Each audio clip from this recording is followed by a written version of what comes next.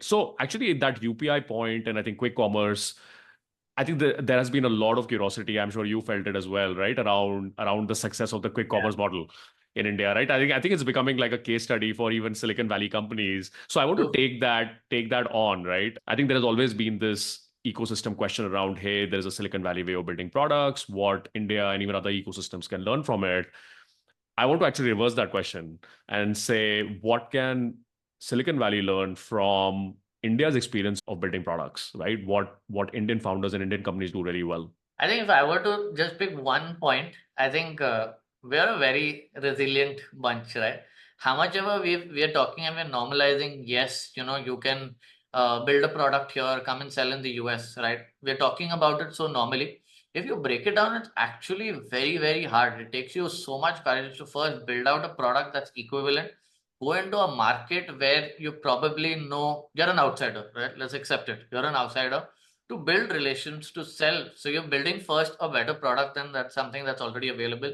You're figuring out an arbitrage.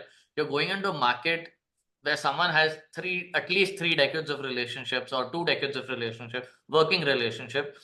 You're going in there, challenging an incumbent, or you are, taking someone else head on. Takes a lot of time, effort, energy, right? So I think in one word, I think we're a resilient bunch in general, and that comes down to even the models that you see come out of here, right?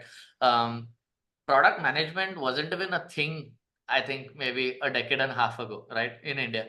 Whereas in the Valley, you'd see someone who's been doing product management for more than 2 decades, right? There aren't so many examples in India, right? We have, in fact, we do a conference every year, right? So go through LinkedIn to see, okay, hey, what are some new names that are coming up, that are coming up, that are coming up? It's just mostly a similar lot that you see here, because it takes time for an ecosystem to mature, right? You can't do much. So I think in the short period that we've had, right, and I'd say for this generation of products, Flipkart probably was where I would benchmark the start of product management. Of course, some smaller company, not smaller, some much larger company, but started just a couple of years before that. But around that age is where I see product management really being a thing. Right? So if you see in history, that's just about 10-15 years. And in the first few years, it was more about, okay, hey, how do we even get this thing done? Say if we have to sell a book online, right? How do we have to get it done? It wasn't on the focus wasn't on, okay, hey, how do we really build the best UX for our customer? But today, a lot of products that you see already have this built in.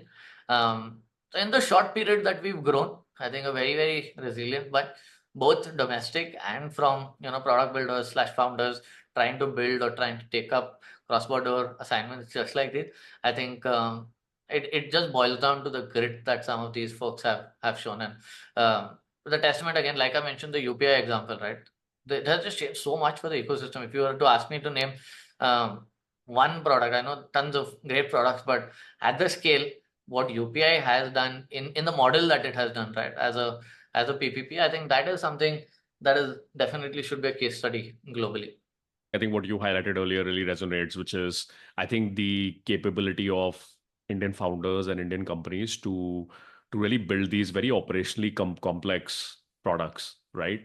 Now, Yeah. it's not just a software product in a lot of these cases. It's actually an overall omni-channel experience. It also brings me back to, I think, my Alibaba days, and I saw a lot of this in China as well, right? Which is it's fairly hard to execute a lot of these models, and I think the number of models, such models now that are succeeding in India, it's fairly non-trivial. So that I think is something which is I think the whole world can probably learn from some of these case studies.